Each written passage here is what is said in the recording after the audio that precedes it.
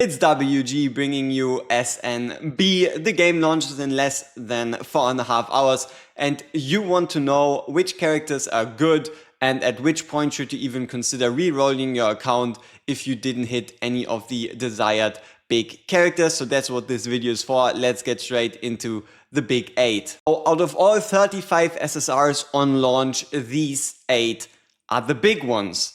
Now, there's also something very interesting, and that is right here. This is Lamia. Lamia is going to be one of 2 rated up banners on launch, which means preferably the perfect start involves you pulling one of the other 7 and then also pulling Lamia from her own banner, giving you the best benefits. But in order, we have Acappella, a alternate version of Agaras, Lamia, Seth, a transcendent version of Amy, a transcendent version of Noah, our main character, a transcendent version of Hearty, and Van Helsing. So let's actually get into the kits and let me tell you a bit about why they're so strong and what makes them so valuable, as well as also do a bit of a ranking in between each other, because not every character is again equal to each other. First character we have to talk about is Acappella. Acappella got something that nobody else has, and that is specifically here in the ultimate, which is a channel ultimate, meaning that interruptions would cancel, so you have to be a bit careful with it. But for 10 seconds, the blood soul recovery rate for all allies will be increased by 35%, which means you're gaining the resource you need to cast ultimates at just basically you're getting it 35% faster, right? And that's the only character in the game that has a buff like this that manages to increase the blood recovery rate. So that already makes her an incredible buffer, as well as she also gains these nodes. These nodes have to do with her talent, and her talent says that she prioritizes gaining nodes of the same color. So once she gets her first node, she gets the second and third of the same to then do whatever the nodes do. So after gaining 3 nodes, they will be consumed. If you start off with the red node, she'll build up to 3 and then give you a physical damage up bonus. If you get a blue node, she'll give you a magical damage up bonus. And if you collect a yellow node, she'll work towards a crit rate bonus. The values are a 30% magical damage increase, 30% physical increase, and a 20% crit rate increase. The basic attack is pretty standard with just 135% attack in magic damage. And then the special divine coral, when you are consuming nodes, which means when she gains 3 nodes and then she consumes all 3 to turn them into something, she does then heal friendly units for 7.5% of her max HP. So she's a buffer, but she's also partly a healer. She is one of the most unique heroes because there is nobody that can do what she can do right here. Lamia, we have to talk about her because she's that strong, even though she's not a direct reroll target, but she's on the banner that will last for probably like a week from launch. So Blood Veil, the basic attack bounces between 4 enemies, and what a bounce does is it just jumps between enemies that are near, which means instead of 135% damage, you basically have to 4x that because it hits 4 different targets, or it can jump between enemies between each other. This is really where it's at. Family Honor. The talent allows you to gain or give all your units 25% lifesteal during a blood moon. As a reminder, blood moon is when you use all 3 moon phases as ultimates. So you need a new moon, a full moon, and the third. I always kind of forget the third one, but it's like I think it's crescent, right? Crescent, new, and then full moon. And once you use all 3, you go into the blood moon, or your ultimates become 1 cost less, and you also deal 25% more damage. Important here is this 25% lifesteal. It just means she's a really good DPS with the rest of her kit, but she also provides survivability to your team. So, Scarlet Vessel Dance. After your basic attack deals damage 8 times, which means it would only have to happen twice because it jumps, 1 insatiable blood servant is awakened, which deals 150% magic damage to the target with a guaranteed crit hit. And then they disappear, and a maximum of 8 can be active at the same time.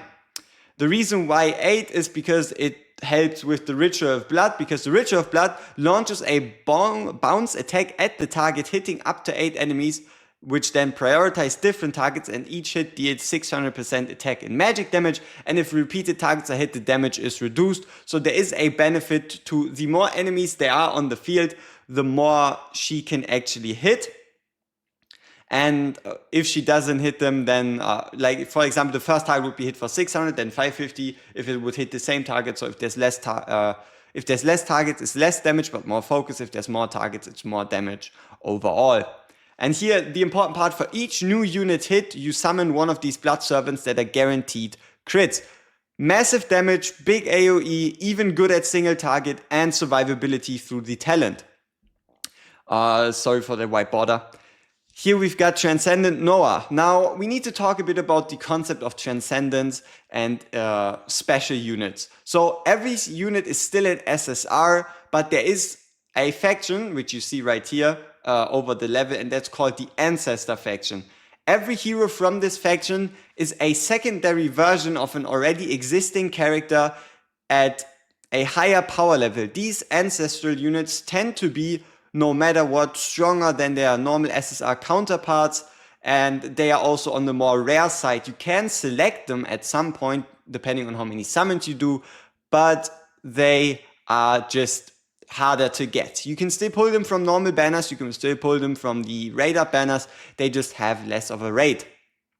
Enough of that. What does he do? Basic attack, you release a phantasm at the target for 210% damage, and you see that it's total, right? The first strike is 105, the next strike is 105, and then he has shades. Phantasmal Nightmare, talent effective range. Effective range means right here, the damage dealt by this vessel varies with range. It increases based up to 50% if they have like a huge range, and if they are at the end, 50% more, and if they're closer to him, up to 50% less damage. So you really want to keep enemies away from him. So when units other than Shade are defeated, which means either enemies or teammates, a Shade is summoned behind Noah, which is untargetable and gets 70% attack, 20% of its HP, and lasts for 30 seconds. The important part why they need the HP is right here. Each Shade absorbs 10% of his lost HP, and when a Shade dies, you get a damage increase by 10%. So should all Shades die quite fast in a row, it goes up to a 50% damage increase. So not only can you build up these extra Shades behind him to do more damage for you, they can also make him more tanky because they absorb the damage instead of him. So after 2 basic attacks, you deal 225% attack to the target, and then you also steal its soul to create a Shade. So another source of creating a Shade besides letting units die. And then the Valley of Death, the ultimate, you deal 300% physical damage to enemies in a cone, and you absorb all Shades that are behind you, creating 4 wormholes plus 2 for each Shade. So let's say you have 5 Shades behind you, that would mean you would create 14 wormholes, and each one of those deals 135% attack to a select target and 108% to other enemies in a circle around the target. If the selected target dies immediately, this attack hits a different target. So it is a very, very strong burst ultimate. The most important part also right here, blood power. Blood power is kind of like an accumulation of all the combined stats on these heroes, and the higher the blood power, the higher the base stats, and Transcendent Noah, as of this moment, has the highest blood power in the game. Seth. So in comparison to everything before, Seth is raw healing. Raw healing, pure healing, keep your team alive, make sure you get through whatever you need to get through. Basic attack, just 150% magic damage, but not that important. Talent. When an ally is purified, you restore 10% of Seth's max HP to them. The more you push her max HP, the bigger this heal. The first time any of your teammates falls below 50%, immediately she heals them by 10%, guaranteed. Purify means purifies the most recently applied debuff or control effect. So stuns, reduce damage down, defense break, all that stuff, sleeps, everything can be cleansed. And then the special. Once every 4 basic attacks, you heal the ally with the lowest HP for 35% of her max HP. That is a crazy heal. Crazy heal. And you also cast the Purify on them to give them a further 10% heal. So 45% max HP heal. Keep in mind, all of these abilities are at max level 10. Second wind. Second wind is what truly makes her crazy, and that is you revert the ally's HP to 3 seconds prior. So you go into a stage, huge burst happens, all your units get pushed towards the brink of death, and then you just heal them back to full. You just heal them back to full, and even if you do it mid-fight while your allies are already low on health, then after that you still heal them for 47% of her max HP. Furthermore, you purify one debuff, prioritizing control effects, and revert is not affected by healing reduction or other effects that alter HP recovery. If a unit's prior HP was less than their current HP, the revert will not be applied, so you cannot actively make a mistake by, for example, healing with someone else, then reverting time and going back to having less HP. So overall, she is by far the strongest healer in the game. Acappella is by far the strongest buffer in the game. Now, on the note of buffers, there also have to be debuffers. And debuffers do not work unless you have a Transcendent Hearty. Yes, they still work, but they don't do as much as they could. So, what she does is 180% physical damage, and then Sorrow's Taint. Once her continuous damage effect on an enemy ends, they have a 50% chance to just gain another stack of the same debuff that just ended. If this target dies, all of their effects have a 50% chance to also transfer. The important part right here is all of the continuous damage effects on them. It does not matter if it's hers or from other teammates. So they transfer to the closest enemy, becoming Pestilence. What Pestilence does is you take physical damage equal to 50% of the cast attack every 2 seconds, and you lose your attack speed by 20%, going up to 10 times, which should be an attack speed reduction of 200%, which is kind of weird, but hey, it is what it is. And once its stats exceed 7, you also deal AoE damage to enemies within 2.5 meters instead of just the damage to yourself. Pestilence scales. Once every 2 basic attacks, you deal 225% physical damage to the target, and you inflict a stack of Plague. When the Blood Moon is activated, Hearty's next 2 basic attacks are replaced by her special. So whenever you do the 3 moons as an ultimate, you go into the Blood Moon phase, you're guaranteed to trigger this twice in a row, back to back. And then you obviously inflict that Plague/Pestilence. And then Plague's Veil right here deals a total of 2,250% damage to enemies in a rectangle distributed evenly. And this is really important. Immediately triggers all continuous damage effects carried by enemies twice. So she's the reason you can use other characters that do shock, that do burns, other forms of damage, because you can trigger these continuous effects in a huge burst, as well as also transfer them to targets at a 50% chance. Next up, Incendiary Agaras. He has a basic attack where he does 150% magic damage to enemies in a circle, and he has a talent that when he's near death, or basically when he gets killed, he descends into flames and cannot be targeted. After 5 seconds, he purifies all debuffs, fully restores his HP, and this state was also triggered as soon as every other ally on the field is defeated. After you cast this Flame of Creation, you increase his own damage by 50%. His next ultimate costs 0, which means you can instantly use it, and he doesn't lose HP from his ultimate, while this can only be triggered once per battle. While Red Lotus, it is one of the strongest specials, and that is because as soon as the battle starts, every 2.5 seconds you're gaining a 4% damage increase, which means at just 30 seconds, you're looking at a 50% increase to his magic damage. Combine that with the 50% damage increase you can get from his talent, and then the ultimate where he starts challenging onto a selected target. It is single target damage. So you deal 67% magical damage every 0.3 seconds and 60 magic damage to enemies in a circle around said target, while he then loses the max HP. If the target dies, a new target is selected. So just huge magic damage. And the most important part right here is he just cannot be targeted, and he can fully revive himself, then use the ultimate. He's kind of like your last hurrah. He's the guy that finishes it off when you're struggling, that kind of like flips the balance because he can come back from the death or from the dead basically, and then instantly use his ultimate with 50% more damage. Lastly, or second to last, we have Transcendent Amy. She's a tank, the only tank on this list, and that is because in general tanks aren't as important as healers. The general meta of the game seems to be you want to go with healers and then pretty much just DPS, be it fighters or mages or marksmen, but tanks don't really see much play because you rather just use a healer instead that can just heal your units as well as a tank could tank the damage from others. Also, tanks scale not as well, and it takes a while for you to get the investment and the level on the characters to truly be tanky.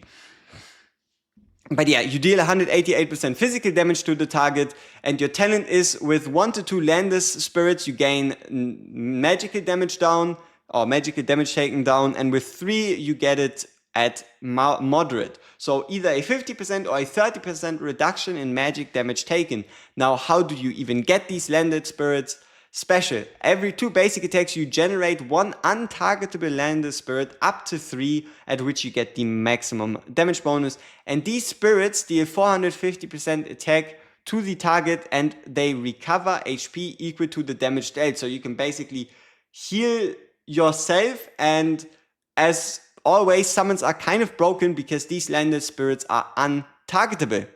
And then lastly, the Dream of Atlantis. You transform nearby Landis spirits into a Landis Phantom, which is like a bigger version of it, which envelops your unit, and you gain all damage taken down moderate for 30. So instead of just magical, you're reducing all damage taken by 30%.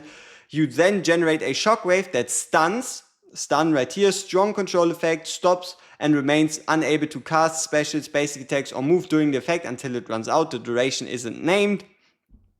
Afterwards, you then deal a 1200% attack on top to all enemies in range and resets all targets for both Amy and surrounding enemies. And that is also quite important. Once you push them back and once you stun them, that means, let's say a unit makes it into your backline, starts attacking your vulnerable units, you just push them back, stun them, and then they retarget, which would then lead to them again attacking your tank, buying your backline more time to kill. So Amy, by far the strongest tank in the game. Then again, she's also part of the Ancestral faction, so she is more rare. He is part of the Ancestral faction, she's part of the Ancestral faction, she's part of the Ancestral faction, he's part of the Ancestral faction.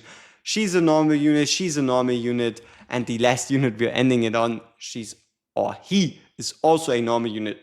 The reason why he's last is because he needs investment. He is super strong, don't get me wrong, but it's probably gonna take between a week or 2 to at minimum really unlock his potential for your account to just build up the resources, build up the gear, build up the skill levels and all that stuff. But what he does is you deal 150% physical damage to the target. You once again have the varied range, so the further they are away, the more damage you deal, the closer they are, the less damage you deal. And then you have Lone Justice where, which is obviously the talent. If there are no allies 2 tiles in front of Van Helsing, which means if you place him at the very far back and then just make sure that all your allies are at minimum 2 tiles away from him, he gains 2.5% crit rate every second for the first 20 seconds, meaning within the first 20 seconds his crit rate goes up to 50%. And the reason why he needs investment is because you want to make sure that you've push that crit rate even further. If you already have a base of 50% and you also get 10% during the Blood Moon, then you just need an artifact or gear pieces or the like to further increase that crit rate, or even an Acappella on the field that can provide another 20% crit rate, so you can really basically have him perma crit. So for every 5 basic attacks, you deal additional physical damage equal to 23% of the target's lost HP, which means earlier on, this is weaker, but the longer the fight goes on, the more damage it deals, but this does cap at 100% of his own attack. So it doesn't quite become completely broken, where when a unit only has 50% HP left, all of a sudden you deal like 25% max HP damage to them. The important part is the ultimate. He swaps his gun for an explosive bow, and he gains 5 stacks of Swift Hunt. His basic attacks now deal 180 instead of 150% to an enemy in a circle around. So instead of single target, it's going to become AoE. And if you kill enemies with these explosives, then you gain a stack of Swift Hunt back. As long as you kill an enemy every 3 seconds, he's never going to run out of these stacks. And when all stacks have been consumed, he will switch back to his normal gun. Important too, this Swift Hunt also further increases his attack speed by up to 50%. So pretty darn strong. Those are the 8 most important characters you should be looking for. And I'll also probably do a launch tier list, a full one, so you have an idea of who's good outside of the big 8. And yeah, that's been it. And as always, leave a like and consider subscribing. Peace.